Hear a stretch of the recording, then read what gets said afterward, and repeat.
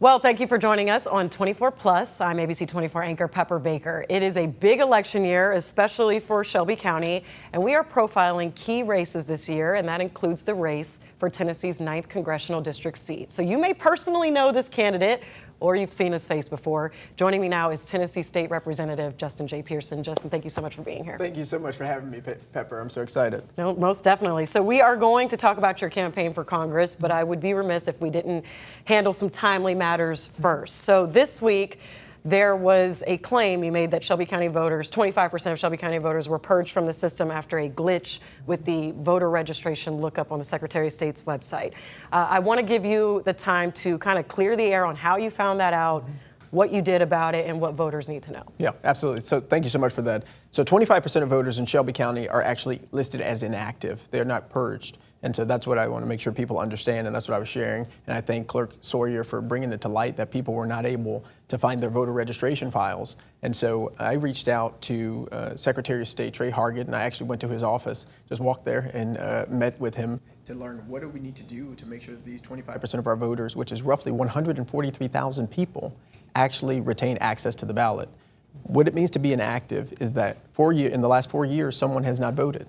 And if they do not vote within the next 4 years, they will be purged, which means Shelby County is facing a cliff, where if people who are a part of the 143 don't engage in the political process in the next 4 years, they will no longer be eligible to vote. And so actually, I'm working with the Tennessee Caucus of Black State Legislators on an initiative called Activate Tennessee, and they've asked me to lead that. And we're going to get together with our Divine Nine organizations, civic organizations, to start reaching out to people via phone to let them know they have to participate. We know that voting is a right and it shouldn't be a privilege, but Tennessee state law treats it more like a privilege. And if you don't use it, you can lose it. So that glitch honestly uncovered some really important information about status for Shelby County voters at this moment, especially in a big year that we're in right now.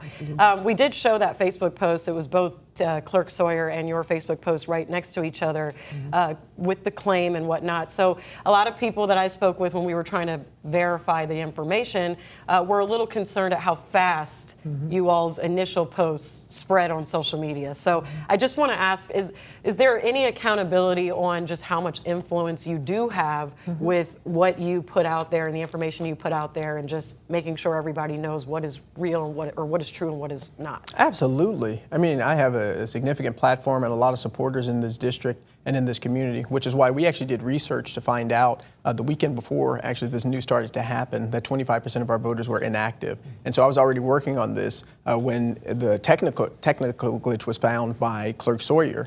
But what is not a glitch, and what I need people to understand, is that 25% of the people who are currently registered in Shelby County have been listed as inactive. And that was the fact that I shared in my comment, which was later turned into a post.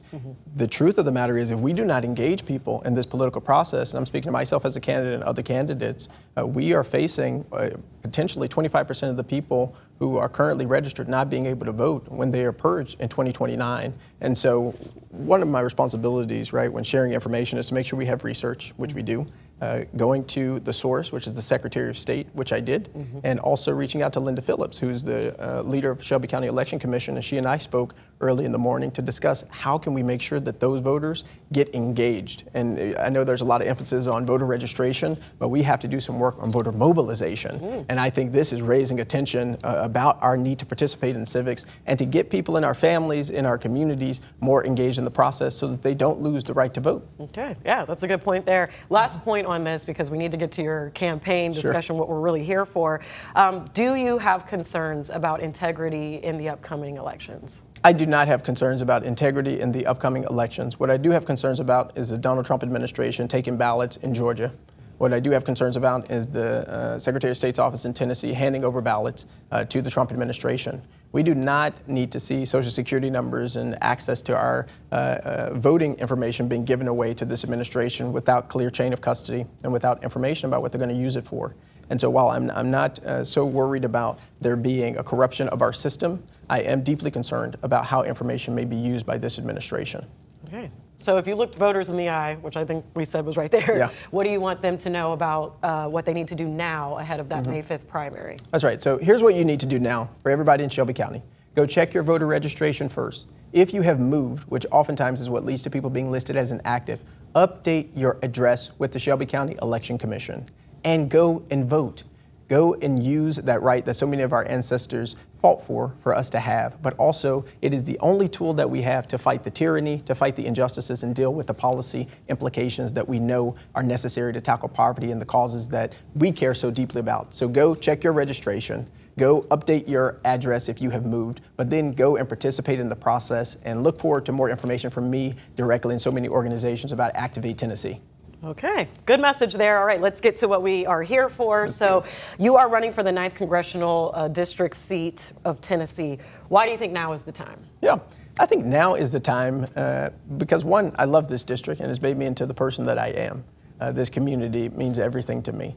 And when you look at what we are experiencing in our country, we are in a state of crisis, right? This is the reality, whether it be ICE, who has killed Alex Preddy, killed Renee Good, killed Keith Porter, an administration that's completely unhinged and misusing and abusing its power against its citizenry.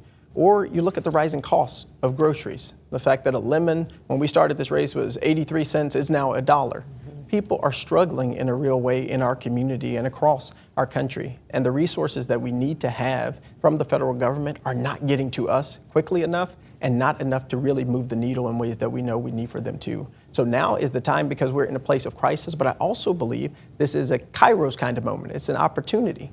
This is an opportunity for us to build a city, to build a district, which includes folks in Covington, includes folks in Millington and Bartlett, to make sure that they're getting access to the opportunities that they deserve and that they need. We have some systemic problems that have lasted for decades, and we cannot continue to keep going with the way that things are. There's somebody else who's saying, nothing's wrong, keep going with the status quo. And if you want the status quo and you think everything's going great, there's an option for that, but that is not our candidacy. We see the problems and we experience them. I know folks who are struggling to eat, who are worried about whether or not going to be able to pay rent because of all these corporations buying up homes. Like, there are some real challenges that people are facing, and if we continue to do the things we've kept doing, we're going to end up in the place where we currently are. We can't wait. We can't wait for a new administration. We can't wait any longer to do the things necessary to provide more access to resources and increase wages, provide health care for everybody, support the veterans in our community who are missing hundreds of millions of dollars, deal with this gun violence epidemic and making our community safer. That's what I'm going to be doing. It's what I've done in the Tennessee House of Representatives, and that's what I pray to do in the U.S. House of Representatives. You gave me a little bit of a 2-for-1 there, because my next question was, what are your top issues? And you touched on a lot of them. Let's compare a little bit of District 86, which is what you're representing as state representative, and then Congressional District 9. So what is all included in District 9? Yeah, so District 86 entirely encompasses District 9, so we're 10% of the district. We have roughly 700,000 people or so in District 9, but it includes Bartlett, it goes into there. It doesn't take as much of East Memphis, that's now District 8, but Westwood, Whitehaven, Boxtown, New Chicago, Douglas, Harbortown, which is in my district downtown, Millington, parts of Covington, half of Tipton County is now in District 9, but the problems are the same.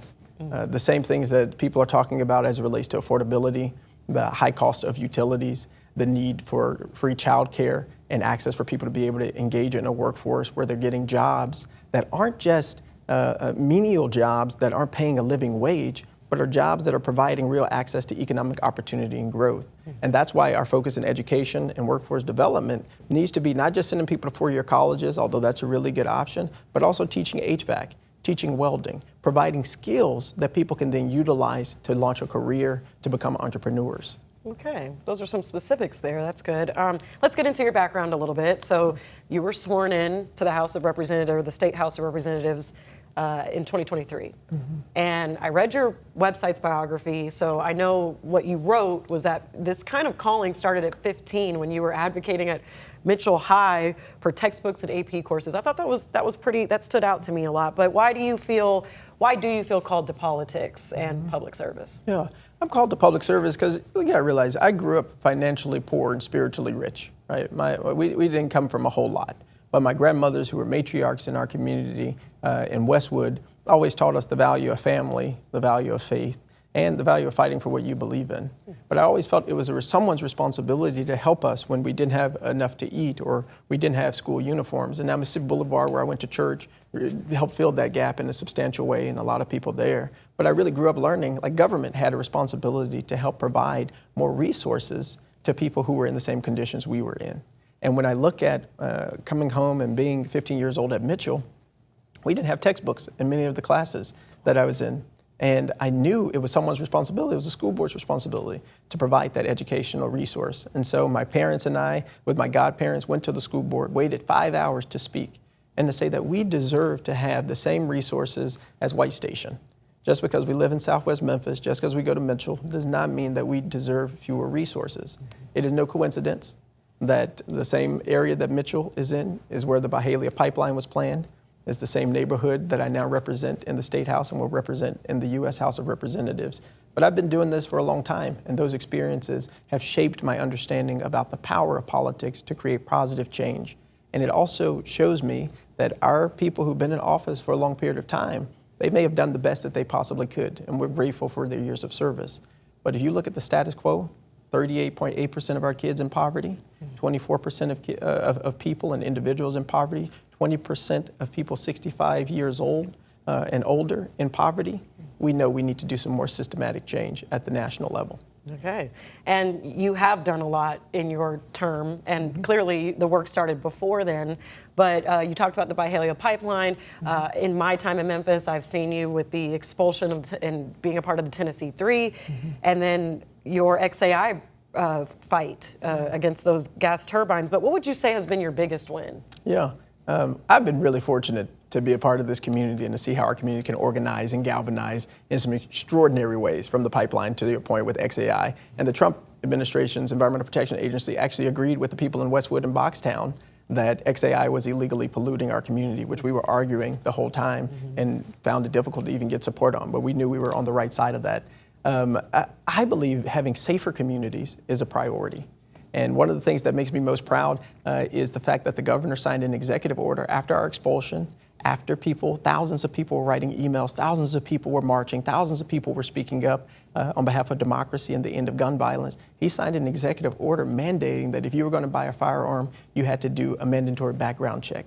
That's safer communities. That's making sure that there is at least some way that we can prevent the guns from being in the hands of the wrong people.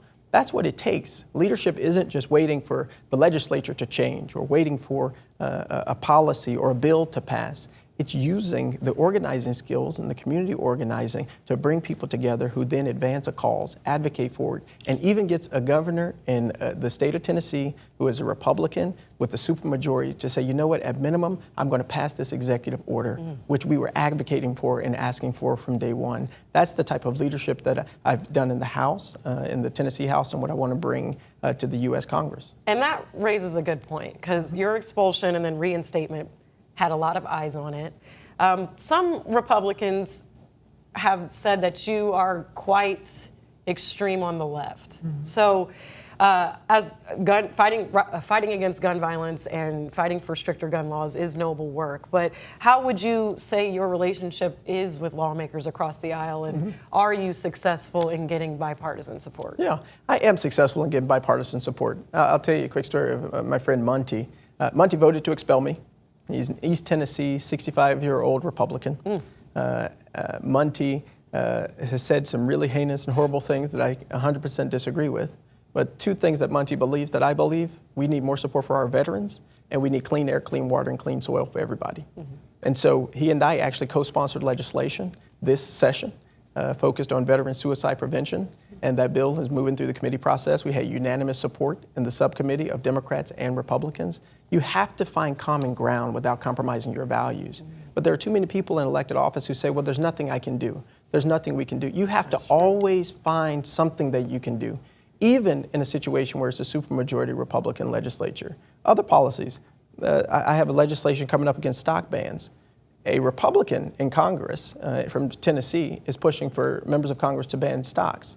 Some members of Congress, including my opponent, may have went into Congress worth $2 million and is now worth $9 million because they trade stocks when they're up there.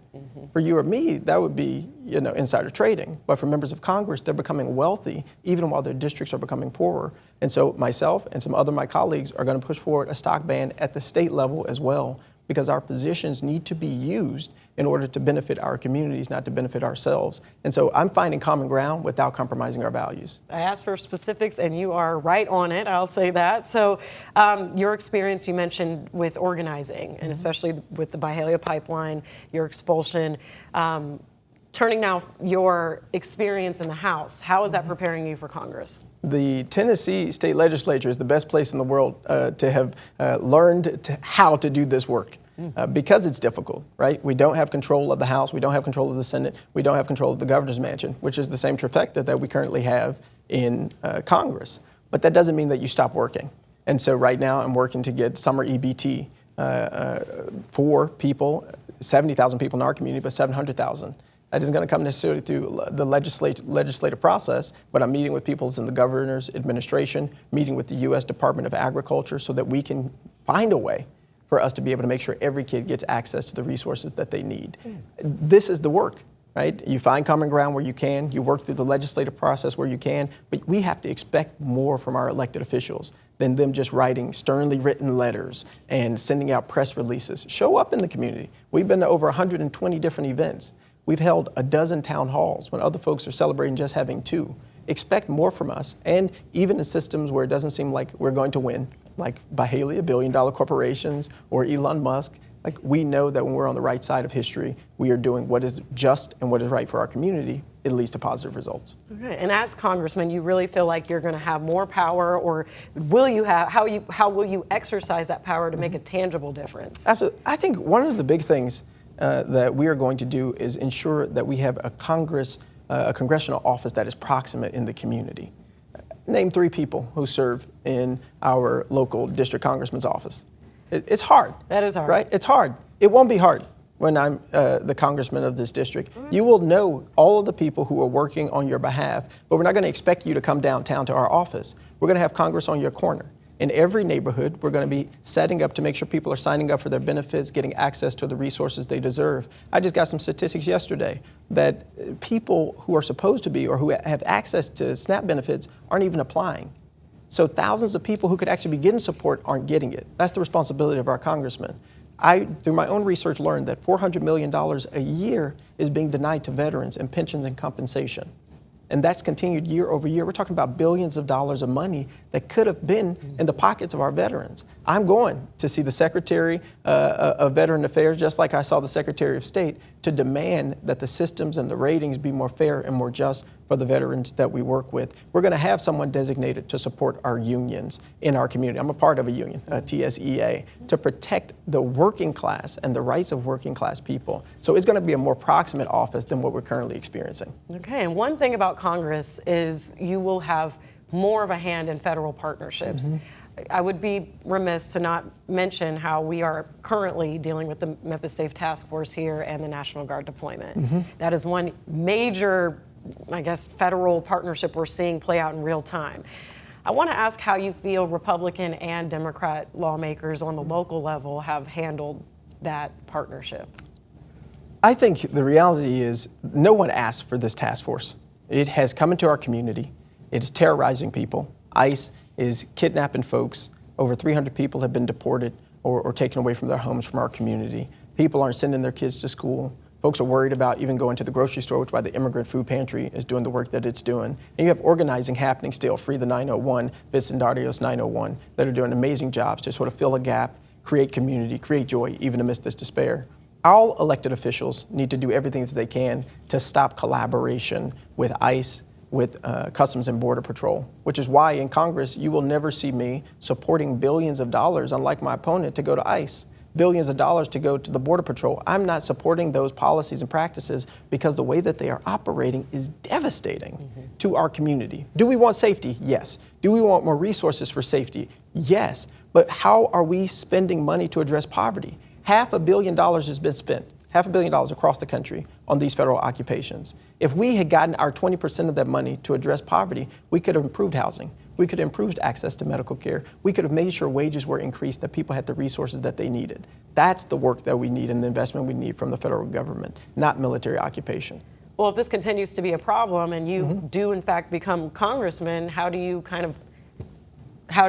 work against it, or what will you do to make sure that people aren't getting their rights infringed upon? Well, we have to do two things. One, we have to leverage the power of the office to make sure that we are not passing legislation or supporting bills in Congress that are funding these agencies, which is why Democrats should have been more aligned on making sure DHS did not receive funding in this last bill. But it's also making sure we're doing our work here locally. And I'm doing this already. We're preparing, myself and Representative Gabby Salinas, to do a public hearing based on the task force, as well as the consequences that it's had on our community and ICE operations here as well. In addition, I went up to Minnesota. I met with legislators, 50 legislators from over 25 states. I attended the vigil of Alex Preddy with 3,000 people in 3-degree cold weather to be a part of. That's what leadership is. You have to show up for your community members, particularly places that are ground zero for this tyrannical government. That's the work that I'm going to continue to do in Congress. Okay. I'd say it's convincing. I like it so far. Your fundraising efforts. Yeah. I've actually looked at it myself. It's you got a big old number there, but are you able to tell us your dollar amount today? Yeah. We have raised nearly $800,000 for our campaign. We are one of the largest fundraisers against an incumbent. And what makes me most proud is that this is people-powered. We're not taking a single cent from corporate PACs, unlike my opponent, who has $1.8 million mostly from corporate PACs. We have over 13,000 individual contributions in this last quarter, where he just had 14 big dollar donors. We had 13,000 people in Memphis, in Tennessee, across the country who believe that it is time for new energy, new vision, a new voice to meet this moment. Politics is so different now than it was 2 years ago, 5 years ago, 20 years ago, certainly 40 years ago. And we have to have new energy to meet it. And that doesn't mean we don't have the wisdom of elders, because that's imperative. But I do think we need some new energy to address this moment. And our fundraising is going well, and we're working hard for every single dollar and every single cent. And so if you would like to contribute, go to votejustinj.com. Money does talk. Successfully running for Congress is kind of like a multi-million-dollar effort now. And you mentioned what money you would accept and wouldn't accept. Some voters would say all money's not good money. So are there any specific fundraising sources you would not accept? Yeah, I'm not taking a single cent from any corporate PAC. Keep your money. I've seen what it's done. Democrats and Republicans, my opponent included, get money from these same sources who are increasing our prices, same sources who are not pushing legislation that would increase the minimum wage, pushing legislation that would not increase access to health care. And so they're in essence buying the political power and the political voice of our elected representatives. And I refuse to be a part of that. So I'm not going to accept a single cent of corporate PAC money. We're going to do this to individuals. If the Human Rights Campaign wants to support organizations that are social justice minded and oriented, that's what we're doing. But I'm not going to be beholden to any corporation. Okay. All right, you brought up your competitor before I did, but you really led me into it. I want you to listen to a snippet from Congressman Steve Cohen that we've played on our broadcast before when we asked him about your run for Congress. Sure. Justin wants to go on to a new stage. He's good on stage. He reacts, he does the act real well, but he doesn't have any experience. So a quick little bite there, but I would say a lot was said in there. Why do you think that you are the better choice over incumbent Steve Cohen? Yeah, I appreciate Steve Cohen and his decades of service to this community. And Steve done the best job he possibly can. And we're all grateful for that. But the reality is, look at where we are. We have a tyrannical government. We have a dictator who has taken over the presidency. We have poverty that is increasing rapidly. We have a need for 55,000 units of housing for people who make $17,000 a year. And this community knows me. Since I was 15, I've been organizing here. They know me, helping to protect the land of people who are facing eminent domain, organizing lawyers and researchers and community organizations. People know my experience, or I would not have been able to have 13,000 contributors to our campaign. What I think, he's worried, he's a little afraid, and that's okay. But what we have to be focused on is our future. We have to be looking ahead to the Memphis that we want to be, recognizing that we deserve more. And Memphis needs more in this moment in time, and we need an advocate. We need someone who will show up, someone who will speak up. And so my pitch to voters and our campaign tagline is, it's about us. This isn't about voting against Steve. This is having the opportunity to vote for something. Vote for a future where we have an increase in the minimum wage. Vote for access to affordable health care for everybody. Vote for veterans getting the resources that they need. An advocate against gun violence prevention who has risked his own career to do something about it. You have an opportunity in this campaign to vote for somebody. And I'm not going to knock anybody down. I'm not going to beat it. I'm not going to talk down at people. He's done the best he can. But anyone who is alive realizes that this cannot be the best. This can't be the best that our city, that our state, that our country can be. And if you want to help build that future, that's why I'm asking people to join our campaign. Now, there are voters who are very staunch believers in paying your dues, having experience, and waiting for your time. You have done work. You are quite young. You were 28 when you were sworn in. How old are you now? 31. 31. I'm 31 too, and I hear it in my own business as well, that I got to pay my dues. But embellish a little more on that, or what do you have to say to those voters? Yeah, absolutely. And let me say two things. One, I have more political experience in elected office than the mayor of Memphis had when he was elected, than Harold Ford Jr. had when he was elected at 25. And I have roughly the same amount of political experience in elected office as Harold Ford Sr. has when he was elected to Congress at, I think, 29 years old. And I'm older than he was. And so we have a history. If you look at the past three people who were the United States congressmen, there's a history of 2 out of those 3 being relatively younger. But I have more political experience than Harold Ford Jr. had when he became the United States congressman, and I'm older than he was. And so this is some facts. But here's the thing. I thought about this. I've prayed about this. But there is an urgency in this moment. We can't wait 2 years for change. We don't know what the country is going to look like. Look what's happened in the last 12 months.